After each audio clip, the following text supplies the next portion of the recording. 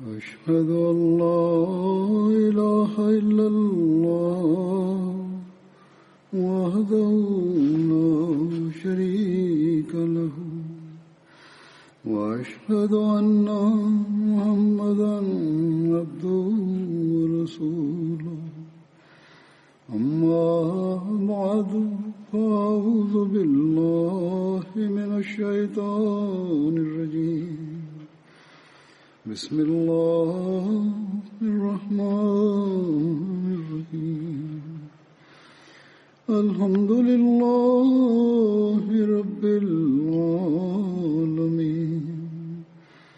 الرحمن الرحيم مالك يوم الدين إياك نعبد وإياك نستعين اهدنا الصراط المستقيم صراط الذين أنعمت عليهم غير المغضوب عليهم ولا الضالين.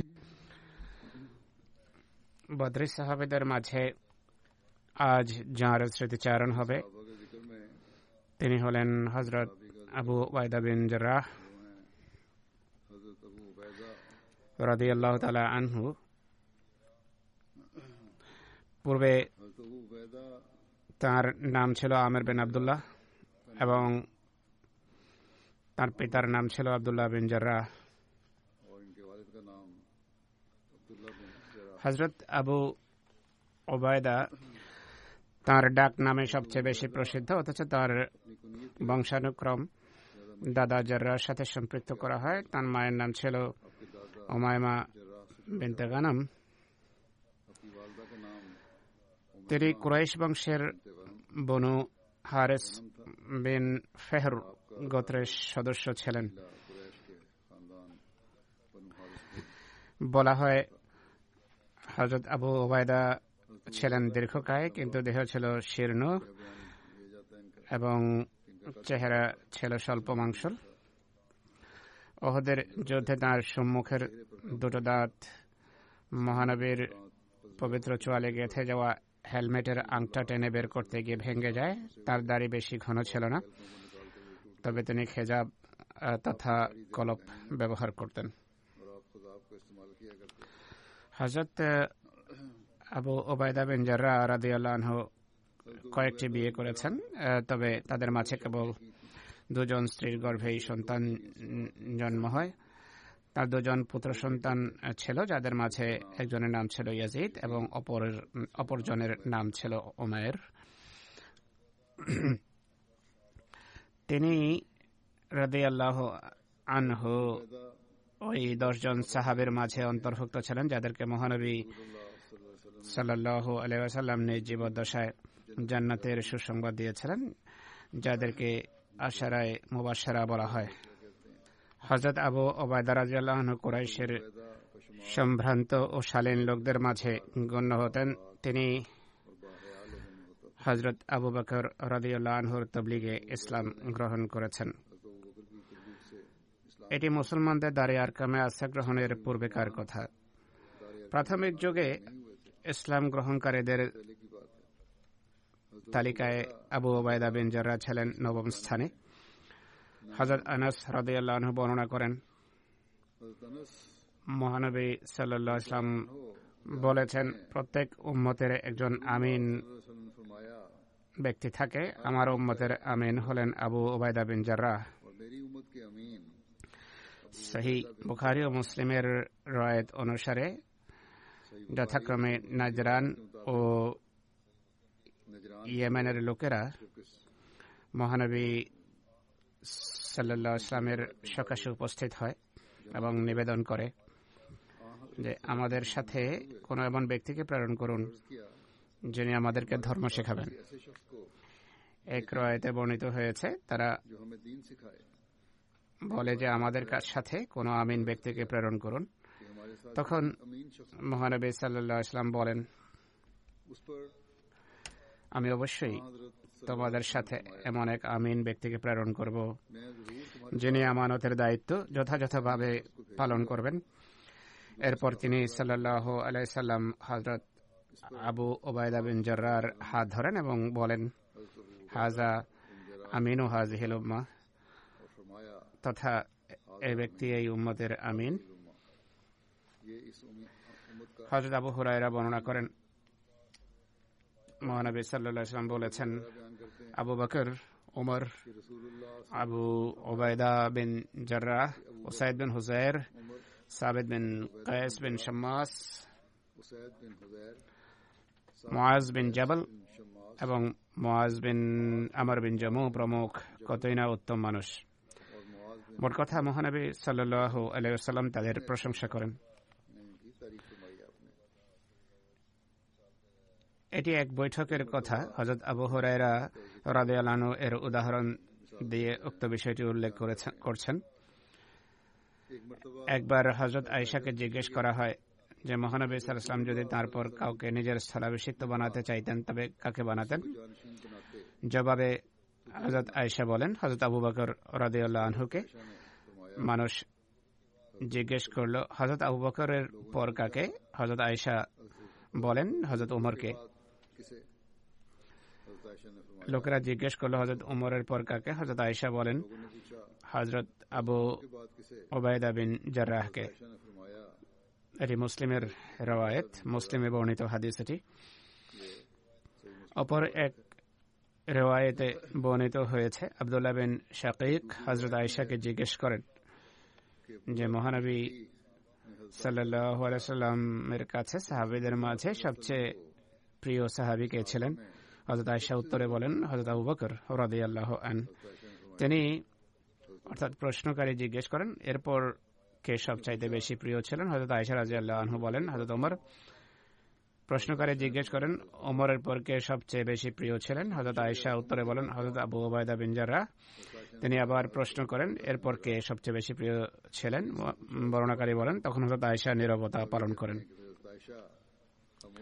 সিরাত খাতামান নবিয়্যিনে হযরত মির্জা বশির আহমদ সাহেব রাদিয়াল্লাহু আনহু বলেন, হযরত আয়েশার দৃষ্টিতে আবু উবাইদার এতই উচ্চ মান ও মর্যাদা ছিল যে তিনি বলতেন, হযরত উমরের তিরোধানের পর আবু উবাইদা জীবিত থাকলে তিনি খলিফা হতেন। একটি রওয়ায়েতে আছে, হযরত উমর রাদিয়াল্লাহু আনহু নিজের অন্তিম সময়ে বলেন, আজ যদি আবু উবাইদা জীবিত থাকতেন আমি তাকে খলিফা হিসাবে মনোনয়ন দিয়ে যেতাম। তাকে কেন খলিফা মনোনয়ন করলে এই মর্মে যদি আমার প্রভু আমাকে প্রশ্ন করতেন তাহলে আমি বলতাম, আমি তোমার প্রিয় রাসূলের নিকট শুনেছি আবু উবাইদা এই উম্মতের আমিন, অর্থাৎ নির্ভরযোগ্য ব্যক্তি, এই কারণে আমি তাকে খলিফা বানিয়েছি। যখন হযরত আবু উবাইদা ইসলাম গ্রহণ করেন তখন তার পিতা তাকে অনেক কষ্ট দিয়েছে।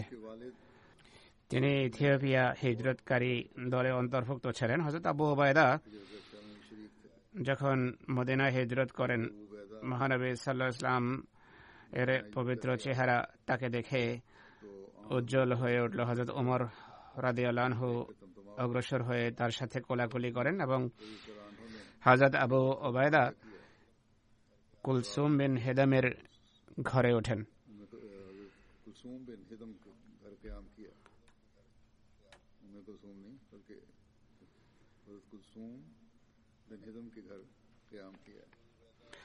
হযরত আবু উবাইদার ভ্রাতৃত্ব বন্ধন সম্পর্কে বিভিন্ন রওয়ায়েত রয়েছে। কারো কারো মতে মহানবী সাল্লাল্লাহু আলাইহি সাল্লাম হুযায়ফার মুক্তকৃত দাস সালেমের সাথে তার ভ্রাতৃত্ব বন্ধন স্থাপন করেছেন। কারো কারো মতে মহানবী সাল্লাল্লাহু আলাইহি সাল্লাম হযরত মুহাম্মদ বিন মাসলামার সাথে তার ভ্রাতৃত্ব বন্ধন রচনা করেন, আর কতকের মতে তার সাথে হযরত সাদ বিন মুআজের ভ্রাতৃত্ব বন্ধন স্থাপন করেন। হযরত উবাইদা বিন জাররাহ বদর, উহুদ এবং অন্য সকল যুদ্ধে মহানবীর সহযোদ্ধা ছিলেন। বদরের যুদ্ধের সময় হযরত আবু উবাইদা বিন জাররাহর বয়স ছিল 41 বছর। বদরের যুদ্ধের দিন হযরত আবু উবাইদা বিন জাররাহ রাদিয়াল্লাহু আনহু মুসলমানদের পক্ষ থেকে রণক্ষেত্রে অবতীর্ণ হন। তার পিতা আব্দুল্লাহ কাফেরদের পক্ষ থেকে রণক্ষেত্রে আসে। পিতা পুত্র মুখোমুখি হন। পিতা যুদ্ধের সময় পুত্রকে লক্ষ্যস্থল বানাতে চাইল, কিন্তু হযরত আবু উবাইদা হামলা এড়াতে থাকেন। হামলা কাটিয়ে যেতে লাগলেন, আত্মরক্ষার চেষ্টা করতে থাকেন, কিন্তু পিতা পিছু ছাড়ল না। পিতা নিজ পুত্রকে হত্যার সর্বাত্মক চেষ্টা করতে থাকে। তারও এই সুযোগ ছিল, তিনিও এই কাজ সহজেই করতে পারতেন, কিন্তু তিনি পিতার হাত থেকে বাঁচার চেষ্টা করতে থাকেন, তাকেও যেন হত্যা করতে না হয় এবং নিজেও যেন সুরক্ষিত থাকেন, এটাই তার চেষ্টা ছিল। যখন হযরত আবু উবাইদা দেখলেন যে পিতা পিছু ছাড়ছেই না, তখন একত্ববাদের প্রেরণা আত্মীয়তার উপর প্রাধান্য পায়। এরপর আত্মীয়তার সম্পর্কে কোনো মূল্য থাকলো না। যখন তিনি দেখেন যে এখন তো তিনি আমাকে হত্যা করতে দৃঢ় প্রতিজ্ঞ, আর তাকে বলে কারণে যে আমি একত্ববাদের উপর বিশ্বাস স্থাপন করেছি। তিনি বলেন, লেখা আছে একত্ববাদের প্রেরণা আত্মীয়তার সম্পর্কের উপর প্রাধান্য পায়, আর আব্দুল্লাহ নিজ পুত্রের হাতে মারা যায়।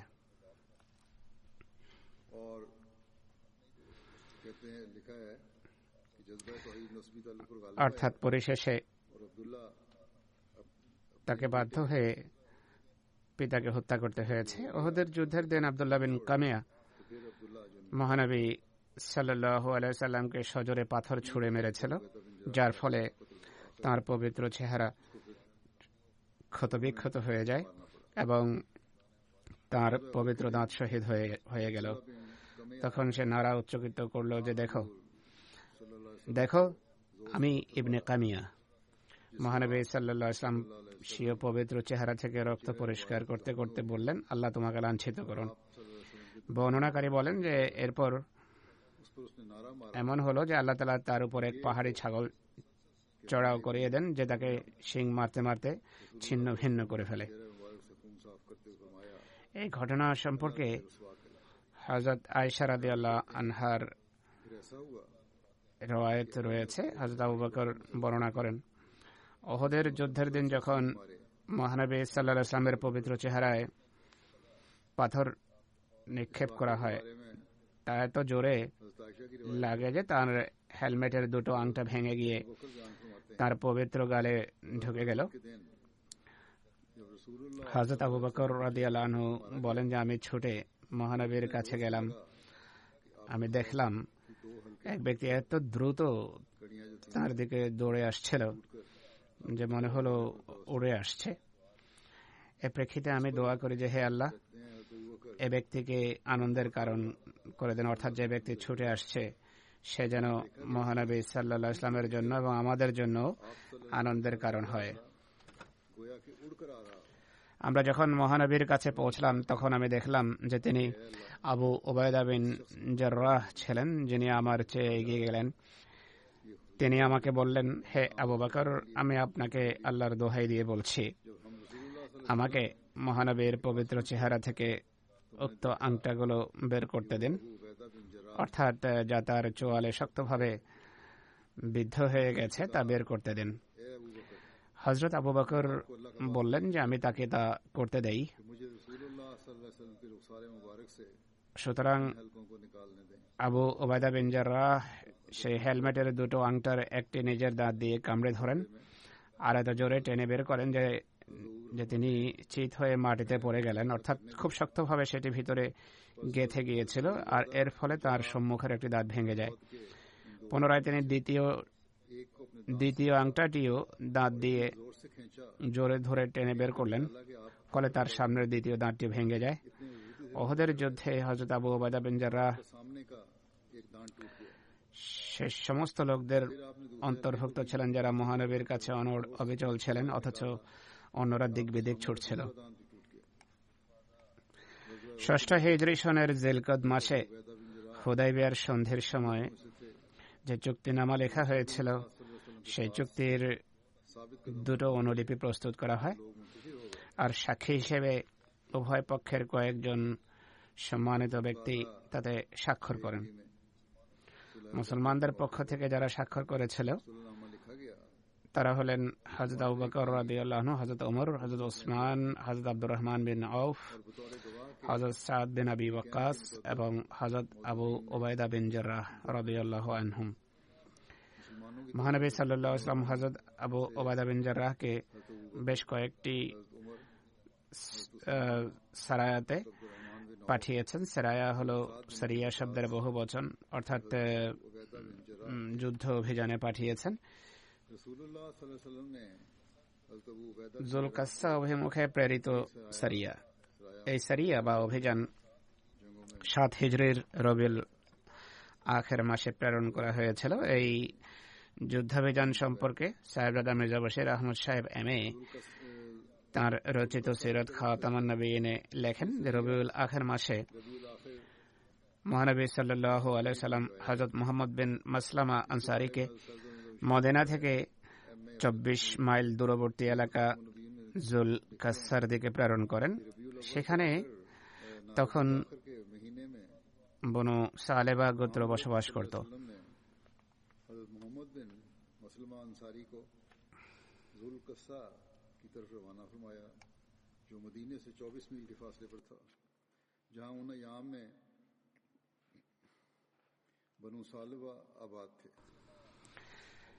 দশজন সঙ্গী সহ হযরত মুহাম্মদ বিন মাসলামা যখন রাতের বেলা সেখানে পৌঁছেন, তারা দেখেন যে সেই গোত্রের 100 যুবক যুদ্ধের জন্য প্রস্তুত। সাহাবীদের তুলনায় দলটির সংখ্যায় 10 গুণ বেশি ছিল। হযরত মুহাম্মদ বিন মাসলামা তৎক্ষণাৎ এই সেনা দলের সম্মুখে সারিবদ্ধ হয়ে দাঁড়ালেন। তিনি যদি যুদ্ধের উদ্দেশ্যে যেতেন তাহলে এত অল্প সংখ্যক সঙ্গী নিয়ে যেতেন না।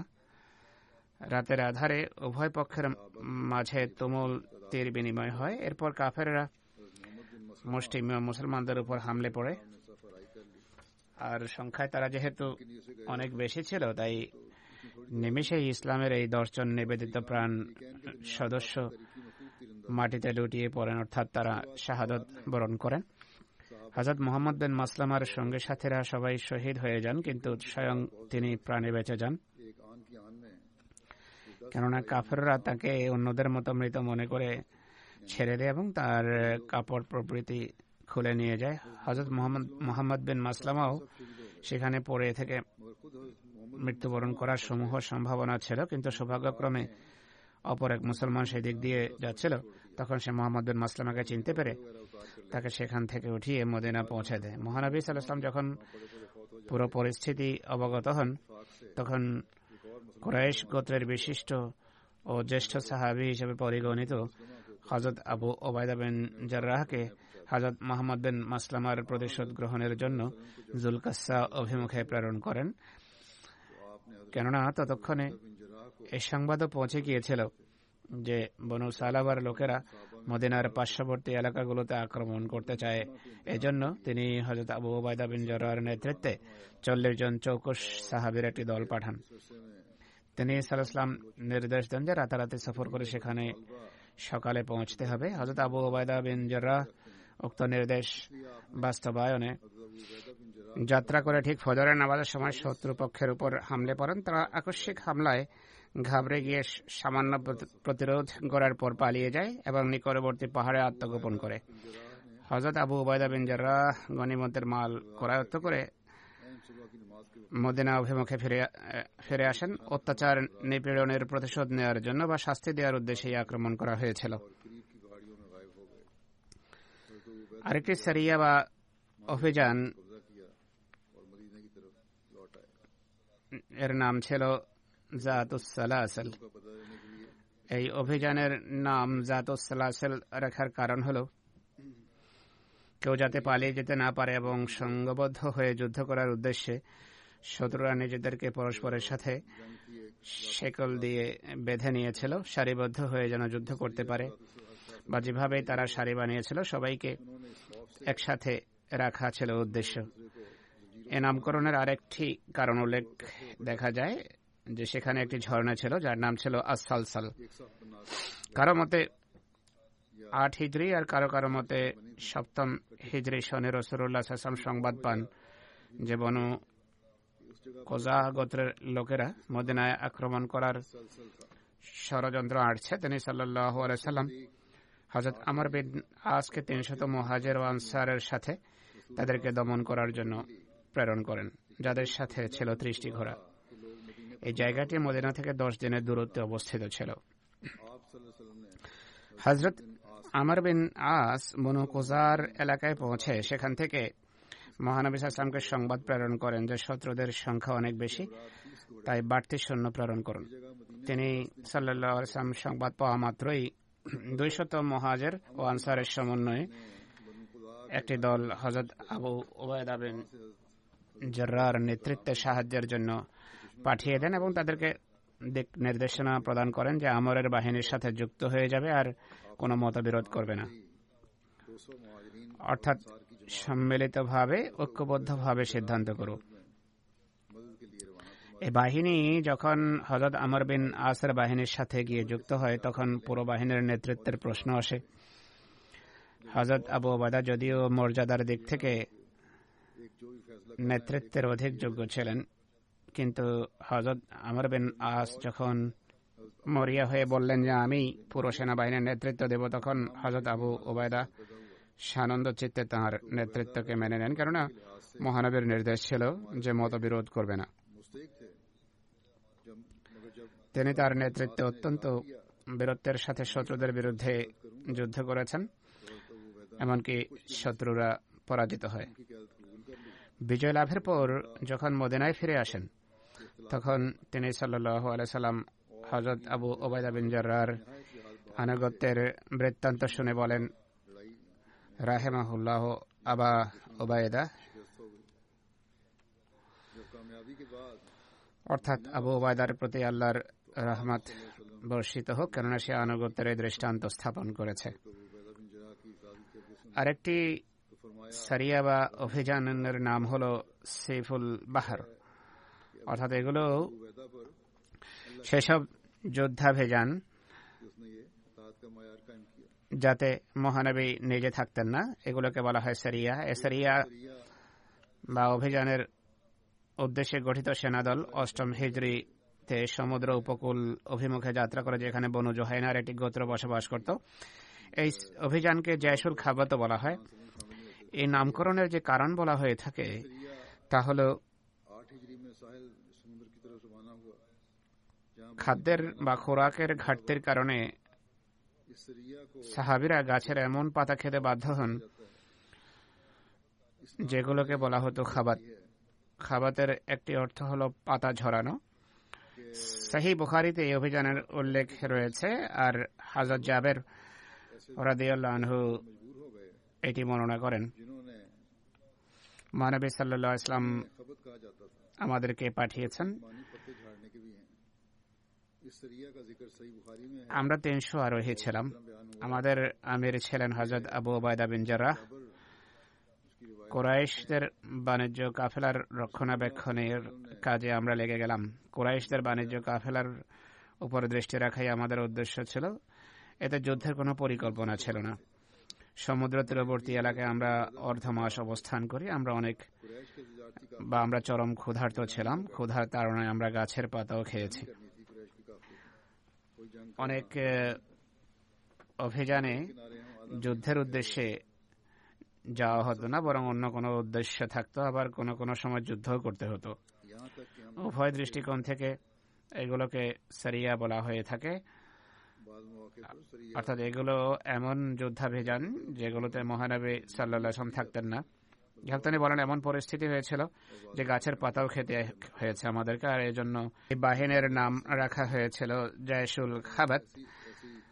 তখন সমুদ্র অর্থাৎ সমুদ্রের ঢেউ আম্বর নামের একটি প্রাণী আমাদের জন্য বাইরে নিক্ষেপ করে, অর্থাৎ প্রাণী মরে সমুদ্র থেকে বাইরে বেরিয়ে আসে বা এমনিতেই তীরে চলে আসে, আর সমুদ্র তীরে পানি ছাড়া সে টিকতে না পেরে মারা যায়। যাই হোক, বলা হয় সমুদ্র থেকে তাদের জন্য একটি প্রাণী আসে। আসলে তা মাছই ছিল, বৃহৎ এক মাছ, যার মাংস আমরা অর্ধ মাস জুড়ে খেতে থাকি, আর তার চর্বি আমরা দেহে মালিশ করতে থাকি। এক পর্যায়ে আমাদের শরীর তেমনই সতেজ হয়ে যায় যেমনটি পূর্বে ছিল। হযরত আবু উবায়দা সেই প্রাণীর পাঁজরের মধ্য থেকে একটি হাড় নেন আর তা দাঁড় করিয়ে দেন। আর তাদের মধ্যে সবচেয়ে দীর্ঘকায় ব্যক্তিকে সাথে নেন। সুফিয়ান বিন ওয়াইনা তার রওয়ায়াতে এটি এইভাবে উল্লেখ করেছেন যে তিনি সেই প্রাণীর পাঁজরের হাড়ের মধ্য থেকে একটি হাড় নিয়ে সোজা দাঁড় করান। এরপর উট সহ এক ব্যক্তিকে নিলেন যে এর তলদেশ দিয়ে অনায়াসে অতিক্রম করল। হযরত জাবের এটিও বলেন যে সেনাদলে এক ব্যক্তি ছিল যিনি লোকদের খাবারের জন্য দিনে 3টি করে উট জবাই করেন। এরপর হযরত আবু উবায়দা তাকে বারণ করেন। আমর বিন দিনার বলতেন, আবু সালেহ যাকওয়ান আমাদের বলেন, কায়েস বিন সাদ তাঁর পিতাকে বলেন, আমিও সেই সেনাদলে ছিলাম। ক্ষুধা লাগলে হযরত আবু উবায়দা বলেন যে উট জবাই করো, এতে আমি উট জবাই করি। তিনি বলেন তারপর আবার ক্ষুধা পায়, হযরত আবু উবায়দা বলেন উট জবাই করো, আমি উট জবাই করি। তিনি বলেন এরপর আবারও ক্ষুধা লাগে, হযরত আবু উবায়দা বলেন উট জবাই করো। বাহন স্বরূপ যে উট ছিল সেগুলোর উপর কিছু সাজ সরঞ্জামও থেকে থাকবে, কিন্তু পরিস্থিতি এমন হয় যে সেগুলোকেই জবাই করে খাচ্ছিল। তিনি বলেন আমি উট জবাই করি। কায়েস বলেন এরপর আবারও ক্ষুধা লাগে, হযরত আবু উবায়দা বলেন উট জবাই করো। তিনি বলতেন যে এরপর আমাকে বারণ করা হয় যে এখন আর উট জবাই করবে না। অপর এক রওয়ায়াতে রয়েছে যে হযরত জাবের বিন আব্দুল্লাহ বর্ণনা করেন, জায়সুল খাবাতের সাথে আক্রমণের জন্য আমরা বের হই। হযরত আবু উবায়দাকে আমির নিযুক্ত করা হয়। আমাদের প্রচন্ড ক্ষুধা লাগে এবং সমুদ্র একটি মৃত মাছ তীরে নিক্ষেপ করে। জীবিত মাছ আসেনি, বরং মাছ মৃত এসেছিল। এত বড় মাছ আমরা এর পূর্বে কখনো দেখিনি। যেভাবে এর আকার আকৃতি বর্ণনা করা হয় সম্ভবত এটি তিমি মাছ হবে, এটিকে আম্বর বলা হতো। আমরা এই মাছ অর্ধেক মাস অর্থাৎ 15 দিন পর্যন্ত খেতে থাকি। এরপর হযরত আবু উবায়দা এই মাছের একটি হাড় নিলেন যার তলদেশ দিয়ে একটি বাহন অতিক্রম করতে পারত। ইবনে জুরাইজ বলেন, আবু জুবাইর আমাকে এটিও বলেছেন যা তিনি হযরত জাবেরের কাছে শুনেছেন যে হযরত আবু উবায়দা বলেন মাছ খাও, এটি যদিও মৃত কিন্তু এতে কোনো সমস্যা নেই। মদিনায় ফিরে এসে আমরা মহানবীর কাছে এটি উল্লেখ করি যে এভাবে একটি মৃত মাছ ভেসে আসে যা আমরা খেতে থাকি আর আমাদের খাওয়ার প্রয়োজন ছিল। তিনি বলেন যে রিজক আল্লাহ তাআলা দিয়েছেন, তোমরা তা খাও। আল্লাহ তাআলা তোমাদের অবস্থা দেখে এটিকে তোমাদের জন্য পাঠিয়েছেন, তোমরা তা খেয়েছো, এতে কোনো সমস্যা নেই। আর যদি কিছু থেকে থাকে তা আমাদেরকেও দাও, অর্থাৎ তোমরা যদি সাথে কিছু নিয়ে এসে থাকো তা থেকে দাও। তাদের কেউ একজন তাকে একটি অংশ দেয় আর মহানবী তা খেয়েছেন। ফিরে আসার সময় সেটি থেকে কিছুটা মাছ নিয়ে এসেছিলেন আর তা থেকে মহানবী সাল্লাল্লাহু আলাইহি সাল্লাম খেয়েছেন। হযরত সৈয়দ জাইনুল আবেদিন ওলিউল্লাহ শাহ সাহেব সিফুল বাহার অভিযান সম্পর্কে নিজের বুখারীর ব্যাখ্যায় লিখেছেন যে উল্লেখিত অভিযান সেসব যুদ্ধাভিযানের একটি যেগুলোতে কারোর সাথে যুদ্ধ করার উদ্দেশ্য ছিল না, বরং এই যুদ্ধাভিযানে অংশগ্রহণকারীরা বাণিজ্য কাফেলার নিরাপত্তার জন্য প্রেরিত হয়েছিল। ইবনে সাদের ভাষ্য অনুসারে এই অভিযানে 300 মুহাজির ও আনসার অংশগ্রহণ করেছিলেন। হযরত আবু উবায়দা বিন জাররাহ রাদিয়াল্লাহু আনহু এই অভিযানের আমির ছিলেন আর এটি সিফুল বাহার নামে খ্যাত একটি অভিযান। মরু কাফেলা চলাচলের রাস্তায় লোহিত সাগরের তীরে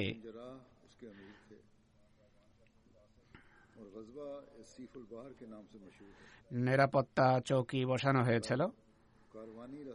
কাফেলা চলাচলের পথে সেটির কাছাকাছি লোহিত সাগরের তীরে একটি নিরাপত্তা চৌকি বসানো হয়েছিল। এজন্য এটি সিফুল বাহারের যুদ্ধাভিযান নামে খ্যাত। এই বাহিনী প্রেরণের উদ্দেশ্য ছিল একটি নিরাপত্তা ফাঁড়ি স্থাপন করা। পরে গিয়ে বোঝা যাবে কার নিরাপত্তা উদ্দেশ্য ছিল। সিফ শব্দের অর্থ উপকূল। ইবনে সাদ সরিয়াতুল খাবত শিরোনামের সংক্ষিপ্ত বিবরণ তুলে ধরেছেন। খাবত শব্দের অর্থ হল গাছের পাতা। পাথেও ফুরিয়ে যাওয়ার কারণে মুজাহিদদের গাছের পাতা খেতে হয়েছিল। ইবনে সাদ বলেন, এটি সংঘটিত হয়েছে ৮ম হিজরির রজব মাসে। এই যুগ হুদনা অর্থাৎ হুদাইবিয়ার সন্ধির যুগ ছিল। মহানবী সাল্লাল্লাহু আলাইহি ওয়াসাল্লাম বিচক্ষণতার সাথে কাজ করেছেন এবং সতর্কতামূলকভাবে উল্লেখিত নিরাপত্তা বাহিনী লোহিত সাগর উপকূলীয় অঞ্চলে প্রেরণ করেন। ফাঁড়ি স্থাপন করা হয়েছিল নিরাপত্তার দৃষ্টিকোণ থেকে, যাতে সিরিয়া ফেরত কুরাইশ কাফেলার সাথে সংঘর্ষ না হয়। সিরিয়া থেকে কুরাইশের যে বাণিজ্য কাফেলা আসছিল সেটির সাথে যেন কোনো ধরনের সংঘর্ষ না হয়, আর কুরাইশরা যেন চুক্তিভঙ্গের কোনো অজুহাত খুঁজে না পায়। হুদাইবিয়ার সন্ধি হয়ে গেছিল। এখন এটি যেন না হয় যে কেউ তাদেরকে আক্রমণ করবে আর কুরাইশরা অজুহাত দাঁড় করিয়ে বলবে, দেখো মুসলমানরা আমাদের উপর আক্রমণ করেছে, কাজেই হুদাইবিয়ার সন্ধি আর থাকবে না। সেখানে তিনি নিরাপত্তা চৌকি বসিয়েছিলেন যেন কুরাইশের সেই কাফেলার নিরাপত্তা বিধান করা যায়। তিনি আরো লেখেন, ইবনে সাদের ভাষ্য মতে উল্লিখিত জায়গা মদিনা থেকে 5 দিনের দূরত্বে অবস্থিত ছিল। অতএব এটি যুদ্ধের উদ্দেশ্যে ছিল না, বরং কাফেলার নিরাপত্তার জন্য প্রেরণ করা হয়েছিল, যেভাবে এই তো পূর্বেই আমি বলেছি। তো এটি হলো শান্তি প্রতিষ্ঠার প্রচেষ্টা, অর্থাৎ শত্রুর নিরাপত্তা নিশ্চিত করা হলো উদ্দেশ্য, কেননা শান্তি চুক্তি হয়ে গিয়েছিল। কিন্তু যা হোক, আল্লাহ তাআলার নিয়তি কাজ করছিল, অঙ্গীকার ভঙ্গ হয়েছে আর তা কাফেরদের পক্ষ থেকে ভঙ্গ করা হয়েছে, আর তা মক্কা বিজয়ে পর্যবসিত হয়েছে। হযরত আবু হুরায়রা বর্ণনা করেন যে মক্কা বিজয়ের দিন রাসূলুল্লাহ সাল্লাল্লাহু আলাইহি ওয়াসাল্লাম আসেন আর মক্কায় প্রবেশ করেন। হযরত জুবাইর রাদিয়াল্লাহু আনহুকে সেনাবাহিনীর একাংশে এবং হযরত খালিদ বিন ওয়ালিদকে অপরদিকে নিযুক্ত করেন, আর হযরত আবু ওবায়দাকে পদাতিক বাহিনী এবং উপত্যকার নিম্নাঞ্চলের সর্দার নিযুক্ত করেন। রাসূলুল্লাহ সাল্লাল্লাহু আলাইহি ওয়াসাল্লাম বাহরাইনের অধিবাসীদের সাথে জিজিয়া প্রদানের শর্তে সন্ধি করেছিলেন এবং হযরত আলা বিন হাজরামিকে তাদের আমির নিযুক্ত করেছেন। মহানবী হযরত আবু ওবায়দাকে সেখানে জিজিয়া সংগ্রহের জন্য প্রেরণ করেন। হযরত আবু ওবায়দা যখন জিজিয়া কর নিয়ে ফিরে আসেন আর মানুষ যখন তার ফিরে আসার সংবাদ পায়, তখন সবাই ভোরে ফজরের নামাজ মহানবীর পেছনে পড়ে। মহানবী নামাজ পড়িয়ে পেছনে ফিরে সবাইকে দেখতে পান এবং মুচকি হেসে বলেন, মনে হচ্ছে তোমরা জেনে গেছো যে আবু ওবায়দা কিছু নিয়ে এসেছে। লোকেরা নিবেদন করে, হে আল্লাহ রাসূল, জি হ্যাঁ। তিনি সাল্লাল্লাহু আলাইহি ওয়াসাল্লাম বলেন, অতএব তোমরা আনন্দিত হও এবং তোমাদের জন্য যা উত্তম সেটির প্রত্যাশা করো। আমি তোমাদের দারিদ্র্যের ভয় করি না, বরং আমার আশঙ্কা হলো কোথাও এমন যেন না হয় যে তোমাদের জাগতিক প্রাচুর্য লাভ হবে আর এরপর তোমরা প্রতিযোগিতামূলকভাবে লোভ লালসায় মত্ত হয়ে পড়বে। যতই বস্তুবাদে তার পেছনে ছুটবে, জাগতিক সচ্ছলতা লাভ হবে, তোমরা লোভ লালসায় মত্ত হবে আর এটি তোমাদের ধ্বংস করবে। আর এই হলো আমার ভয়। তোমাদের ক্ষুধার্ত থাকার ভয় কম, বরং ভয় হলো জাগতিকতার মোহে লোভ লালসায় নিমজ্জিত হয়ে তোমরা আবার নিজেদের ধ্বংস না করে বসো। সুতরাং এই হলো সতর্কবাণী যা প্রত্যেককে সামনে রাখতে হবে। এটিকে দৃষ্টিপটে না রাখার কারণে আজ আমরা দেখছি যে অধিকাংশ মুসলমান যাদের কাছে টাকা আসে, যাদের মাঝে আমাদের নেতারাও অন্তর্ভুক্ত, তারা এই লোভ লালসার ক্ষেত্রে সবার চেয়ে এগিয়ে আছে। তাদের পার্থিব লোভ লেপসা সীমাহীন ভাবে বেড়ে গেছে। মুখে খোদার নাম তো নেয়, কিন্তু প্রাধান্য দেয় পার্থিব ধন সম্পদ ও প্রভাব প্রতিপত্তিকে। অতএব এদিক থেকে আমাদের সর্বদা আত্মবিশ্লেষণ করতে থাকা প্রয়োজন। মহানবী সাল্লাল্লাহু আলাইহি ওয়াসাল্লামের ভবিষ্যৎবাণী অনুযায়ী ধন সম্পদ আসবে, কিন্তু এ প্রাচুর্যের কারণে আমরা যেন কখনো আমাদের ধর্মকে ভুলে না যাই। 10ম হিজরি সনে বিদায় হজের সময় হযরত আবু ওবায়দা রাদিয়াল্লাহু আনহু মহানবীর সাথে হজ পালন করেন। হুজুর সাল্লাল্লাহু আলাইহি ওয়াসাল্লাম যখন মৃত্যুবরণ করেন, তখন লোকদের মাঝে বিতর্ক হয় যে তাঁর কবর লেহাজযুক্ত হওয়া উচিত নাকি লেহাজ শূন্য। কাজী হযরত আব্বাস হযরত আবু ওবায়দা বিন জাররাহ এবং হযরত আবু তালহার কাছে এক এক ব্যক্তিকে পাঠান এবং সিদ্ধান্ত হয় যে তাদের মাঝে যে ব্যক্তি প্রথমে আসবে সে যেভাবে বলবে সেভাবেই কবর প্রস্তুত করা হবে। হযরত আবু ওবায়দা মক্কাবাসীদের রীতি অনুসারে লেহেদ ছাড়া কবর খনন করতেন, আর হযরত আবু তালহা মদিনাবাসীদের রীতি অনুযায়ী লেহেদ যুক্ত কবর খনন করতেন। হযরত আবু তালহার নিকট প্রেরিত ব্যক্তি আবু তালহাকে খুঁজে বের করতে সক্ষম হন, কিন্তু হযরত আবু ওবায়দার নিকট প্রেরিত ব্যক্তি হযরত আবু ওবায়দাকে খুঁজে পাননি। অতএব হযরত আবু তালহা আসেন এবং তিনি মহানবীর জন্য লেহেদ বিশিষ্ট কবর খনন করেন। রাসূলুল্লাহ সাল্লাল্লাহু আলাইহি ওয়াসাল্লামের মৃত্যুর পরপরই খেলাফত নিয়ে আনসার ও মুহাজিরদের মাঝে যে মতভেদ হয় এ সম্পর্কে সহিহ বুখারীতে বিস্তারিত বিবরণ রয়েছে। এটি আমি এক সাহাবীর স্মৃতিচারণের সময় পূর্বেও বর্ণনা করেছি, কিন্তু এখানে হযরত আবু ওবায়দার স্মৃতিচারণের ক্ষেত্রে যদি বর্ণিত হয় তাহলে ভালো। মহানবীর ইন্তেকালের পর আনসার হযরত সাদ বিন উবাদার বাড়িতে একত্রিত হন। তারা বলে, একজন আমির আমাদের মাঝ থেকে এবং একজন আমির তোমাদের অর্থাৎ মুহাজিরদের মধ্য থেকে হবে। হযরত আবু বকর এবং হযরত ওমর রাদিয়াল্লাহু আনহু হযরত আবু ওবায়দা বিন জাররাহ তাদের কাছে যান। হযরত ওমর কিছু বলতে গেলে আবু বকর তাকে থামিয়ে দেন। হযরত ওমর বলেন, আমি তখন কিছু বলতে চাচ্ছিলাম। এর কারণ হলো আমি একটি বক্তৃতা প্রস্তুত করে রেখেছিলাম যা আমার খুব পছন্দ ছিল। আমার ভয় ছিল হয়তো হযরত আবু বকর এমন কথা বলতে পারবেন না, কিন্তু হযরত আবু বকর যখন বক্তব্য রাখলেন তখন এমন অসাধারণ এবং প্রাঞ্জল বক্তৃতা করলেন যা সমস্ত বক্তৃতার মাঝে ছিল শ্রেষ্ঠ। এই বক্তৃতায় হযরত আবু বকর বলেন, আমরা অর্থাৎ মুহাজিররা আমির আর তোমরা অর্থাৎ আনসাররা হলে ওজির বা সাহায্যকারী। এতে হযরত হুব্বাব বিন মুনজির বলেন, এমনটি কখনো হবে না, খোদার কসম এমনটি আমরা হতে দেব না। একজন আমির তোমাদের মাঝ থেকে হবে এবং একজন আমির হবে আমাদের মাঝ থেকে। হযরত আবু বকর বলেন, না, আমরা আমির আর তোমরা ওজির, কেননা কুরাইশ বংশমর্যাদা ও পরম্পরায় আরবের অন্যান্যদের চেয়ে মহান ও প্রাচীন। কাজেই হযরত আবু বকর দুটি নাম প্রস্তাব করেন, অর্থাৎ হযরত ওমর রাদিয়াল্লাহু আনহু অথবা হযরত আবু ওবায়দা বিন জাররাহর নাম প্রস্তাব করেন এবং বলেন যে তাদের কারো একজনের হাতে বয়াত করো বা খলিফা বানাও। তখন হযরত ওমর বলেন, না, আমরা তো আপনার হাতে বয়াত করব। আবু বকরকে ওমর বলেন, আমরা তো আপনার হাতে বয়াত করব, কেননা আপনি আমাদের নেতা এবং আমাদের মাঝে সর্বোত্তম ব্যক্তি, আর আমাদের মাঝে রাসূলুল্লাহ সাল্লাল্লাহু আলাইহি ওয়াসাল্লামের সবচেয়ে প্রিয় ব্যক্তি আপনি। এ কথা বলে হযরত ওমর তার হাত ধরেন এবং তার বয়াত করেন। এরপর অন্যরাও হযরত আবু বকরের হাতে বয়াত গ্রহণ করেন। যা হোক, হযরত আবু বকরের দৃষ্টিতে হযরত আবু ওবায়দার এ ছিল মর্যাদা, অর্থাৎ তিনি তার নাম খেলাফতের জন্য প্রস্তাব করেন। পূর্বেও হযরত ওমরের বরাতে এটি উল্লেখ করা হয়েছে যে হযরত ওমর রাদিয়াল্লাহু আনহু বলেছেন, আবু ওবায়দা যদি জীবিত থাকতেন তাহলে আমি পরবর্তী খলিফা হিসাবে তারই নাম প্রস্তাব করতাম, কেননা মহানবী সাল্লাল্লাহু আলাইহি ওয়াসাল্লামের ফরমান অনুসারে তিনি ছিলেন তার উম্মতের আমিন।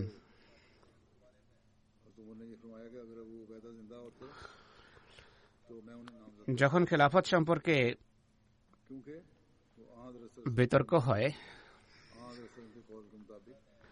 তখন হযরত আবু ওবায়দা আনসারদের সম্বোধন করে বলেছিলেন, হে আনসারদের দল, তোমরা তো সেসব মানুষ যারা সর্বপ্রথম সাহায্য করেছিল।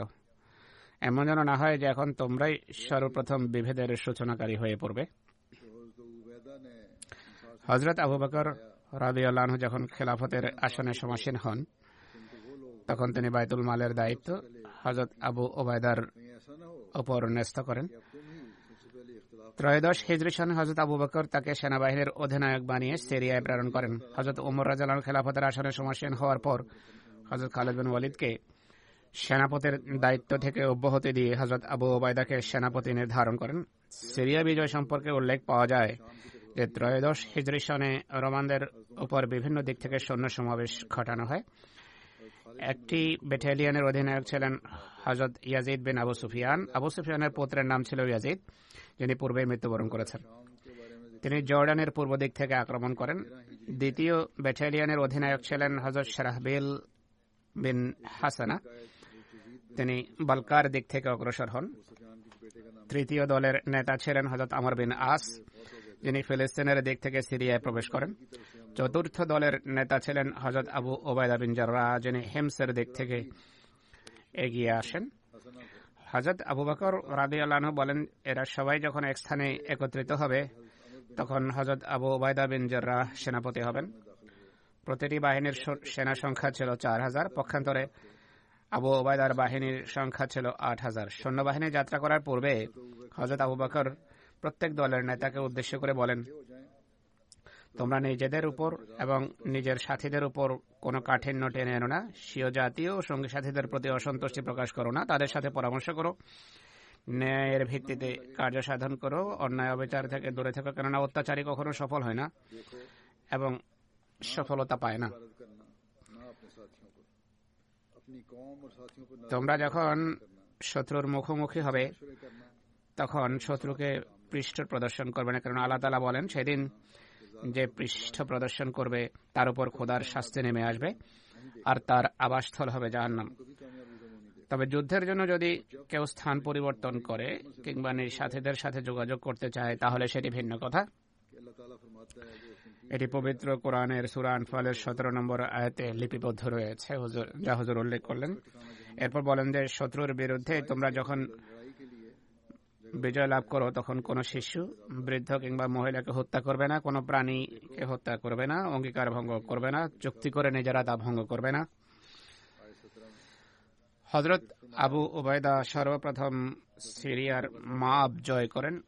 সেখানকার অধিবাসীরা জিজিয়ার শর্তে শান্তি চুক্তি করে। এরপর তিনি জাবিয়া অভিমুখে যাত্রা করেন। সেখানে পৌঁছে তিনি দেখেন যে রোমানদের একটি বিশাল বাহিনী যুদ্ধের জন্য প্রস্তুত। তখন হযরত আবু উবাইদা হযরত আবু বকরের নিকট আরো সৈন্য প্রেরণের আবেদন জানান। হযরত আবু বকর তখন ইরাক অভিযানে নিয়োজিত খালিদ বিন ওয়ালিদকে বলেন, তুমি অর্ধেক সৈন্য হযরত মুসান্না বিন হারেসের নেতৃত্বে রেখে বাকি সৈন্য নিয়ে হযরত আবু উবাইদার সাহায্যার্থে পৌঁছো। সেই সাথে হযরত আবু বকর হযরত আবু উবাইদাকে পত্রে এই বার্তা প্রেরণ করেন যে আমি খালিদকে আমি নিযুক্ত করেছি, যদিও আমি জানি যে তুমি তার চেয়ে শ্রেয় এবং উত্তম। পুরো চিঠির মূল টেক্সট বা মতন হল আল্লাহর বান্দা আতিক বিন আবু কাহাফার পত্র আবু ওবায়দা বিন জাররার নামে, অর্থাৎ আবু বকরের আসল নাম ছিল আতিক আর আবু কাহাফা তার পিতার নাম ছিল।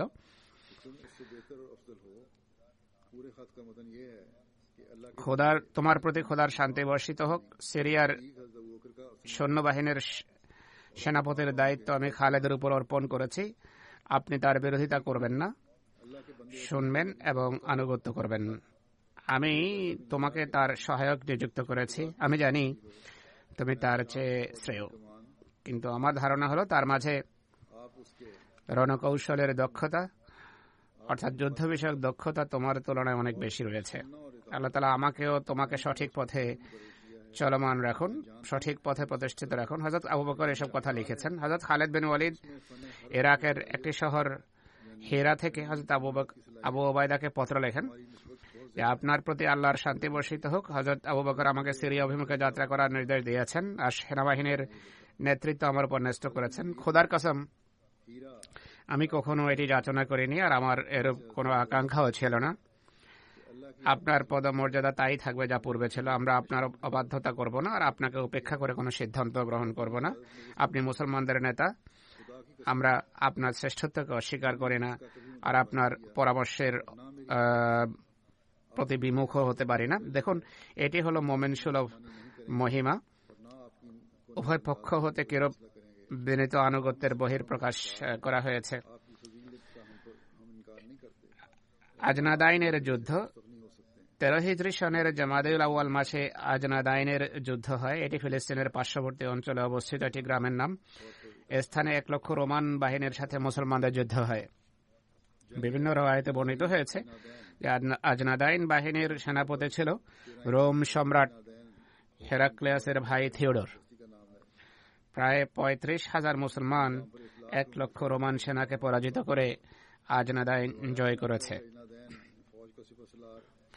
আজনাদাইন জয় করার পর মুসলমানরা দামেস্ক অবরোধ করে।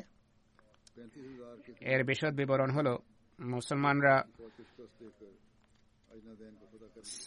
সিরিয়ার রাজধানী দামেস্ক, যা পৃথিবীর প্রাচীনতম শহরগুলোর একটি, সেটিকে 14 হিজরি সনের মুহররম মাসে অবরোধ করে।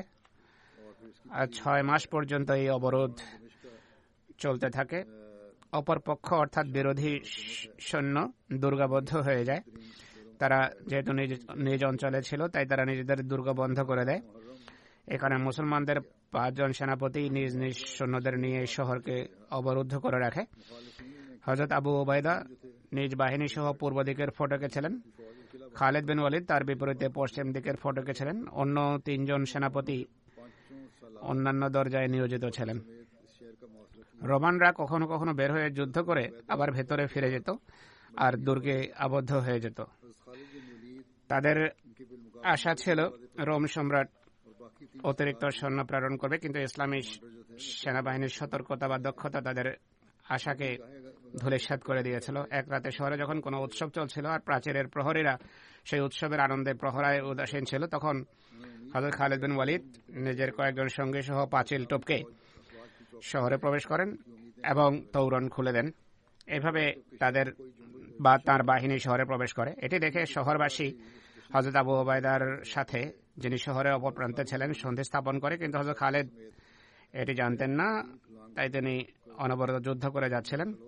হযরত আবু ওবায়দার কাছে লোকেরা গিয়ে প্রার্থনা করে যে আমাদেরকে খালিদের হাত থেকে রক্ষা করুন। শহরের মাঝে উভয় নেতা মুখোমুখি হন, অর্থাৎ খালিদ বিন ওয়ালিদ এবং হযরত আবু ওবায়দা যখন শহরের মাঝে এসে মিলিত হন, তখন শহরবাসীর সাথে সন্ধি করা হয়, কেননা হযরত আবু ওবায়দা রাদিয়াল্লাহু আনহু পূর্বেই শান্তি সন্ধি করে ফেলেছিলেন।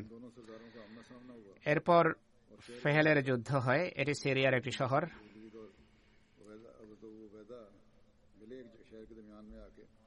দামেস্ক জয় করার পর মুসলমানরা সম্মুখে অগ্রসর হলে জানা যায় যে রোমানরা বিসান নামক স্থানে সমবেত হয়ে মুসলমানদের উপর আক্রমণ করার প্রস্তুতি নিচ্ছে। মুসলমানরা তাদের বিপরীতে ফেহেল নামক স্থানে শিবির স্থাপন করে। রোমান বাহিনীর সেনাপতি শান্তি প্রস্তাব দেওয়ার জন্য নিজ দূতকে হযরত আবু ওবায়দার কাছে প্রেরণ করে। সে যখন মুসলিম বাহিনীর অবস্থানস্থলে পৌঁছে, তখন সে দেখে সেখানে ছোট বড় অফিসার ও অধীনস্থ সেনাপতি ও সৈনিক সবাই একইভাবে বসে আছে, আর কোনো প্রকার পার্থক্য দেখা যাচ্ছে না। অবশেষে সে বাধ্য হয়ে কাউকে জিজ্ঞেস করে যে আপনাদের সেনাপতিকে। মানুষ একজন সহজ সরল ব্যক্তির প্রতি ইঙ্গিত করে, যিনি মাটিতে বসেছিলেন। দূত কাছে গিয়ে বলে, আপনি কি এই বাহিনীর সেনাপতি? হযরত আবু ওবায়দা বলেন, হ্যাঁ। দূত প্রস্তাব দেয় যে নিজ বাহিনীকে নিয়ে ফিরে যান, আর এর বিনিময়ে আপনার প্রত্যেক সৈনিক মাথা পিছু 2টি করে স্বর্ণের আশরাফি পাবে, সেনাপতি 1000 দিনার পাবে, আর আপনাদের খলিফাকে 2000 দিনার দেয়া হবে। হযরত আবু ওবায়দা অস্বীকৃতি জানিয়ে বলেন, আমরা পয়সা নিতে আসিনি বা ধন সম্পদের লোভে এখানে আসিনি, আমরা আল্লাহর নামকে, আল্লাহর বাণীকে সমুন্নত করার জন্য এসেছি। দূত তাকে হুমকি ধমকি দিয়ে সেখান থেকে ফিরে যায়। তার এরূপ উদ্ধত্ত দেখে হযরত আবু ওবায়দা সেনাবাহিনীকে প্রস্তুতির নির্দেশ দেন, আর পরবর্তী প্রভাতে উভয় বাহিনীর মাঝে লড়াই হয়। হযরত আবু ওবায়দা নিজ সৈন্যদের মাঝে ছিলেন এবং পরম প্রজ্ঞার সাথে যুদ্ধের নেতৃত্ব দিয়েছিলেন। অবশেষে মুসলমানরা স্বল্প সংখ্যক হওয়া সত্ত্বেও রোমানদের পরাজিত করে। এর ফলাফল যা হয় তা হল জর্দানের পুরো অঞ্চল মুসলমানদের হাতে এসে যায়। এরপর হেমস বিজয়ের ঘটনা। ফেহেল বিজয়ের পর হযরত আবু ওবায়দা হেমসের দিকে অগ্রসর হন, যা সিরিয়ার একটি প্রসিদ্ধ শহর ছিল আর সামরিক ও রাজনৈতিক গুরুত্ব বহন করত। পথে লেবাননের একটি প্রাচীন শহর বালবাক অতিক্রম করতে হয়, যা দামেস্ক থেকে 3 রাতের দূরত্বে অবস্থিত ছিল। এটি একটি প্রাচীন শহর ছিল এবং বাল নামক প্রতিমার পূজার অনেক বড় কেন্দ্রস্থল ছিল এটি। সেখানকার অধিবাসীরা হযরত আবু ওবায়দার সাথে লড়াইয়ের পরিবর্তে সন্ধির আবেদন করে, যা জিজিয়া বা কর দেওয়ার শর্তে গ্রহণ করা হয়। তাদের সাথে কোনো লড়াই হয়নি, আর তারা নিজেদের ধর্ম পালনে স্বাধীন ছিল। এরপর হযরত আবু ওবায়দা হেমসের দিকে অগ্রসর হন এবং তা অবরোধ করেন। হযরত খালিদ বিন ওয়ালিদ তার সাথে ছিলেন। শহরের অধিবাসীরা কায়সারের কাছ থেকে সেনা সাহায্য লাভের আশা করেছিল, তাই তারা লড়াইয়ের জন্য প্রস্তুত হয়ে যায়। কিন্তু যখন তাদের সাহায্য লাভের আশা ভঙ্গ হয়, তখন তারা অস্ত্র সমর্পণ করে এবং শান্তি চুক্তির প্রস্তাব দেয়, যা গ্রহণ করা হয়। সন্ধির মাধ্যমে তাদের প্রাণ ও সম্পদের নিরাপত্তা প্রদান করা হয় এবং তাদের উপাসনা স্থল এবং ঘর বাড়িকে নিরাপদ বলে ঘোষণা করা হয়, অর্থাৎ বাড়িঘর ও এবং উপাসনা স্থলও নিরাপদ থাকবে। যারা নিজ ধর্মে প্রতিষ্ঠিত থাকতে চায় তাদের জন্য জিজিয়া এবং কর আরোপ করা হয়, অর্থাৎ নিজ ধর্মে প্রতিষ্ঠিত থাকার সানন্দে কিন্তু জিজিয়া কর দিতে হবে, যা এক প্রকার খাজনা বা কর। এরপর রয়েছে লাজিকিয়া বিজয়ের ঘটনা। পরবর্তীতে ইসলামী সেনাবাহিনী লাজিকিয়ার দিকে অগ্রসর হয়। এটি সিরিয়ার একটি শহর যা সমুদ্র তীরে অবস্থিত। হেমসের নিকটবর্তী অঞ্চল সমূহের মাঝে এটিকে গণ্য করা হয়। যা হোক, লাজিকিয়া অবরোধ করা হয়। নিরাপত্তার দিক থেকে, সিকিউরিটির দিক থেকে লাজিকিয়া অত্যন্ত সুদৃঢ় ছিল। শহরবাসীর কাছে প্রচুর পরিমাণে রসদ মজুদ ছিল, যে কারণে তাদের অবরোধ নিয়ে কোনো মাথা ব্যথা ছিল না। হযরত আবু উবাইদা এটিকে জয় করার এক নতুন কৌশল বের করেন। তিনি এক রাতে ময়দানে অনেক গর্ত বা সুড়ঙ্গ খোঁড়ান, সেগুলোকে ঘাস দিয়ে ঢেকে দেন। সকালে অবরোধ তুলে নিয়ে হিমসের দিকে যাত্রা করেন। এটি প্রকাশ করেন যে আমরা ফিরে যাচ্ছি, আর অবরোধ তুলে নেন। অর্থাৎ সুড়ঙ্গ খুঁড়ে ঘাস দিয়ে ঢেকে দেওয়ার পর পুরো বাহিনী ফিরে যায়। শহরবাসী এবং শহরে উপস্থিত সৈন্যরা অবরোধ উঠে যেতে দেখে আনন্দিত হয় এবং নিশ্চিন্তে শহরের দ্বার বা ফটক খুলে দেয়। অপরদিকে হযরত আবু উবাইদা রাতারাতি নিজ বাহিনী সহ ফিরে আসেন এবং গুহা সদৃশ সেসব গর্তে আত্মগোপন করেন, অর্থাৎ যেসব গুহা বা সুড়ঙ্গ বানিয়েছিলেন অথবা ট্রেঞ্চ বানিয়েছিলেন সেগুলোতে লুকিয়ে পড়েন। প্রভাতে নগরীর ফটক খোলা হলে তিনি অতর্কিতে আক্রমণ করেন এবং শহরে প্রবেশ করে শহর জয় করে নেন। বাকি স্মৃতিচারণ ইনশাআল্লাহ পরবর্তীতে হবে। পাকিস্তানের আহমদীদের জন্য আজকাল অনেক দোয়া করুন। আল্লাহ তাআলা মৌলভী এবং সরকারি আমলাদের অনিষ্ট থেকে তাদেরকে রক্ষা করুন। সেখানে পুনরায় প্রচন্ড বিরোধিতার ঢেউ উঠেছে। আইনের ধারকরা ন্যায় বিচার করছে না, শুধু তাই নয় বরং এটিকে পদপিষ্ট করছে। আর মৌলবীরা যা বলে তারই অনুসরণ করছে। আমার মনে হয় নিজ প্রাণ রক্ষার্থে তারা এমন করছে। তারা হয়তো ভাবছে যে এইভাবে তারা রাজনৈতিক স্থিতিশীলতা লাভ করবে, কিন্তু এটি তাদের ভ্রান্তি, ভুল। স্মরণ রাখবেন যে এটি তাদের ধ্বংসের কারণ হবে। আমরা পূর্বেও এসব কষ্টের যুগ পার করেছি, এখনো ইনশাআল্লাহ তাআলা আল্লাহ তাআলার সাহায্যে পার করব ইনশাআল্লাহ। কিন্তু তাদের এসব অপকর্ম থেকে তারা যদি বিরত না হয় তাহলে তাদের ধ্বংস অনিবার্য। তাই আহমদীরা অনেক বেশি দোয়া করুন যেন আল্লাহ তাআলা এসব কষ্ট দূরীভূত করেন, আল্লাহর সাথে সম্পর্ক দৃঢ় করুন। বিশেষত পাকিস্তানে বসবাসকারী আহমদীগণ এবং বহির্বিশ্বে বসবাসকারী এমন আহমদীরা যারা পাকিস্তান থেকে এসেছেন, তারাও যেন আল্লাহ তাআলার সাহায্য ও সমর্থন দ্রুত আসে আর সেখানে বসবাসকারী আহমদীরা এসব বিপদ থেকে মুক্তি পান।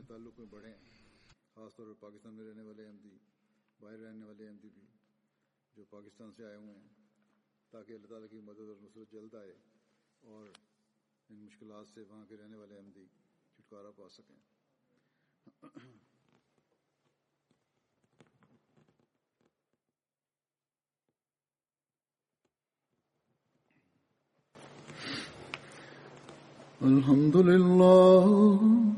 الحمد لله نحمده ونستعينه ونستغفره ونؤمن به ونتوكل عليه ونعوذ بالله من شرور أنفسنا ومن سيئات أعمالنا من يهده الله فلا مضل له ومن يضلل فلا هادي له ونشهد أن لا إله إلا الله ونشهد أن محمدا عبده ورسوله عباد الله رحمكم الله إن الله يأمر بالعدل والإحسان